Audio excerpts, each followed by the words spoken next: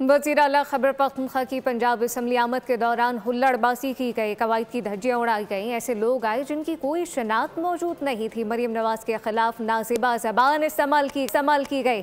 Punjab assembly खाला का घर नहीं कि जो मर्जी आ जाए। मामले की तहकीकात के लिए इंक्वायरी कमेटी बना दी है। स्पीकर पंजाब असम्बली मलिक अहमद खान की प्रेस कॉन्फ्रेंस कहा कि रेड जोन में आने के रूल होते हैं। असम्बली में दाखिले के लिए कम से कम शनाख्ती कार्ड लाजमी होता है। इल्ज़ाम लगाया कि खैबर पख्तूनख्वा असम्बली में 50 लोग खवातीन को मारते हैं।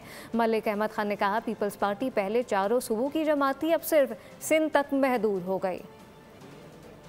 तो उनका असेंबली गेट्स पे था। अब वहां पर ये कुछ ऐसे अफराद को साथ लेकर आए जिनकी हमारे पास फहरिस्त नहीं थी और जिनके पास आईडी कार्ड्स भी नहीं थे। They wanted to enter the premises. तो सिक्योरिटी स्टाफ ने उस पे उनको उस सारी फैसिलिटेशन के बावजूद रोका। वहां से वो मामला इर्क हुआ और उसके बाद फिर उन्होंने उसकी मैन हैंडलिंग शुरू कर दी। ये इसकी एक इंक्वायरी कमेटी कॉन्स्टिट्यूट की। असेंबली में आने के लिए आपको एक इजाज़तनामे की ज़रूरत होती है और उसके लिए लाजमी तौर पे अगर कोई और तफसील ना हो तो कम से कम एक शनाख्ती कार्ड नंबर ज़रूर रिक्वायर्ड है, आईडी कार्ड नंबर। वो मोहतरमा वज़ीर आला पंजाब मरीम नवाज साहिबा के बारे में एक इंतहाई बेहुदा ज़ुबान इस्तेमाल करते हुए इस तरह की गलीज़ और अपनी जहनी पस्ती का इजहार कर सकते हैं जिस तरह का उन्होंने यहाँ पर किया।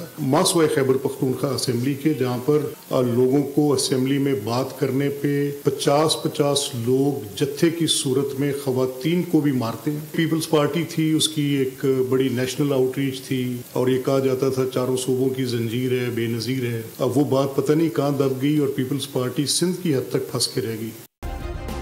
सब्सक्राइब करें और बेल दबाएं ताकि कोई खबर रह न जाए।